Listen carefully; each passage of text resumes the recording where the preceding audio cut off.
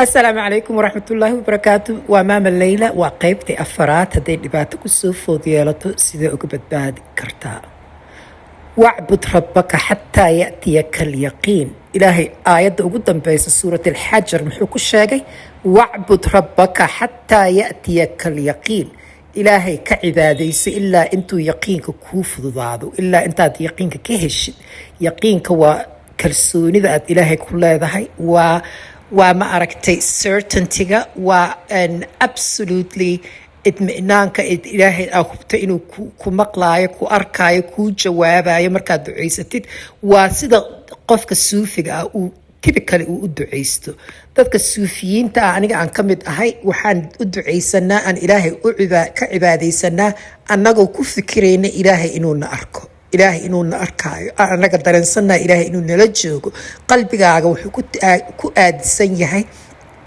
dhanka yaqiinka ah dhankaad ilaahay aad dareensantahay inaad hortaagan tahay dhanka khushuucaaga uu siyaado yahay dhanka aad ilmeynayso ilinta kaa socoto markaad qur-aanka akhrinaysid dhanka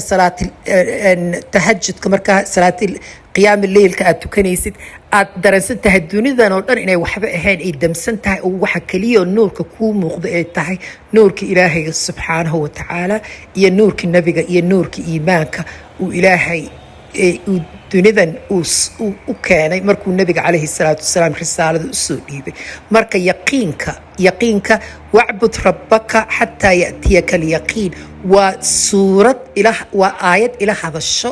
mar waliba itaabato saddexda aayada ugu dambeysa suurat alxajar waxaan meeshaan idinku soo dhigay waa waxyaabaha mucjisooyinka ugu waaweyn oo enerjiga bini aadanka bedelayo ta koowaad aayadda wuxuu leeyahay ilaahay qalbigaaga ma aragtay qalbigaaga ama sidrigaaga ama laabtaada waxaad ballaariya markaad ilaahay aad aaminsan tahay sujuudaada siyaadi sujuudaada madaxa dhulka ku qabo cibaadadaada ziyaadi yaqiinkaa kuu yimaado ilaahay wuxuuna barayaa sidaan ilaahay u cibaadaysan lahayn sidaan ilaahay isugu xiri lahayn marka yaqiinka waa enerjiga kuu imaanayo waa enerjiga jaceylkan gudahaaga dhuuxaaga ku jira buuxinayo dhibaato walba markay kusoo food yeelato aniga hadda igama aha inaan iska dhigayo wadaad ama aan iska dhigayo sheekh weyn oo wax bartay maya absolutely aniga insaan simbilaan ahay insaan waxaan ahay dhibaato markay igu dhacday kabaha intaan iska saaray lugahayga ayadoo banaanka lugahayga ayagoo bare feeted ah ayaan dhulka sidaa u taabsiiyey gacmahayga dhulka sidaa u taabsiiyey aan dareemahayga ziyaadshay aan dhahay ilaahayo adaan isku kaa dhiibay waad i aragtaa bini aadan waxaan ahay aan waxba ahayn adigaa wax waliba ah ilaahayow adaan isku kaa dhiibay ilaahayow waxba ma ihi dunuubteydu way badan tahay addoonkaagiaan ahay adigaan dunidan i keentay adigaan kaa imaaday adigaan kuu noqon doonaa dhulka korkiisa iigu naxariiso dhulka hoostiisa maalinta laygeliya ii naxariiso maalintaan kusoo hor istaagay ilaahayow maalintaan kusoo hor istaaga dunuubteydao dhan anigoo sita ilaahayow raxmadaadaan ku weydiistay laakiin waxaad suubinaysaa markay dhibaatada kusoo food yeelato adigoo dareensan ilaahay iyo adiga keliya inaad tihiin waxaan kuula talinayaa walaashay ama walaalkay hadday dhibaato kusoo food yeelato ha warwarin dhibaatada markay kusoo food yeelato waa calaamad ka mid ah calaamadaha ilaahay qofkuu jecel yahay ilaahay qalbigaaga markuu fiican yahay uu og yahay inuu ilaahay blessings badan ama uu ku siiyey waxyaabo aad u fiican laakiin adiga aad bini aadan daciifa waxaad tahay dambiile ahoo ma aragtay oo shaydaanna mar walba duufsanaayo bini aadan daciifaad tahay marka mar walba ilaahay waad ku caasinaysaa ilaahay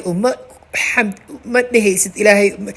ma xasuusanaysid ilaahay markuu ilaahay ku nicmeeyo kibir iyo isla weyni iyo balaayo iyo shaydaan iyo waswaas iyo waxaa mashquul ku noqonaysaa waxa dunyaawiga ah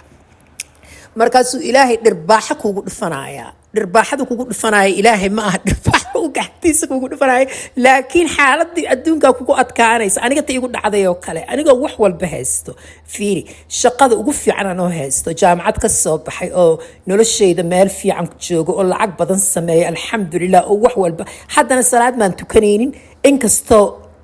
deep down aniga mar walba ilaahay aan aaminsanaa laakiin ilaahay waan ku caasiyey been ma aha waan ku caasiyey ma fahamtay waxyaabo badanaa waxaan u qaatay for granted waxyaabo badanaa isa siiyey aan dhahay okay qof iga fiicanba dunidan ma jirto waxyaabahaas waa shaydaanka waa jinniga nala socdo qariinka uu ilaahay na soo raacsiiyey because qariinkan wuxuu ku barayaa darsi wuxuu ku barayaa qariinkan waa maskaxdaada waa shahawaadkaaga waa waxyaabahan kugu furan oo dhagahaaga ka socdo waxyaabahan ku soo jiidanayso oo wax walba kuu macaanaynayso ilaahay kaa fogeynayso haddana especially markaan ku noolnahay westka markaan ku noolnahay galbeedkan dhulkan gaalada wax waliba oo wax weyn oo kabaa'irka ah way kula fududaanaysaa wiil carabaan waxaa xasuustaa waagaan jaamacadda dhigin jirna isnaqaano wuxuu u dhahay shaydaanka waddankeena jooga iyo shaydaankan maraykan joogaa ka weyn wuxuu ka wadaa temptationku ku siinaayo shaydaankan markaa galbeedka joogtid dhulka gaalada aad joogtid waa temptation xataa qofka sheeqa ugu weyn maaragtay iyo shuyuuqda ugu weyn ee dembi ku dhacayaan because haddaadan ilaahay isku xirin haddaadan purification ama nadiifinin qalbigaas ka nadiifin waxyaabahan joogtada ah waa constantly waxay kugu suubinayaan stimulation oo extra stimulation mar walba waxay kugu suubinayaan raali noqda English hadduu iga soo galgalaayo af Soomaali inaan isku dayo inaan ku turjumo because videogan waxaan u sameeyay dadka Soomaali meel walba ay joogaan qaasatan kuwaan ingiriiska ku hadlin kuwaan carabiga ku hadlin marka waxaan isku dayayaa inaan kelmadda Soomaaliga sida ugu fudud aan ku sheegi karo inaan idinku sheego stimulationka waxaa la yiraahdaa qofka marka lagu kiciyo waxyaabo ka sii jeedinayo wixii xaq ahaa for example dareemaha markaad cuntid sokoroo kale markaad cuntid haddaan على حسب المثال haddaan usoo qaato sokor wax sweets haddaad cuntid waxay stimulation ku suubinaysaa jirkaaga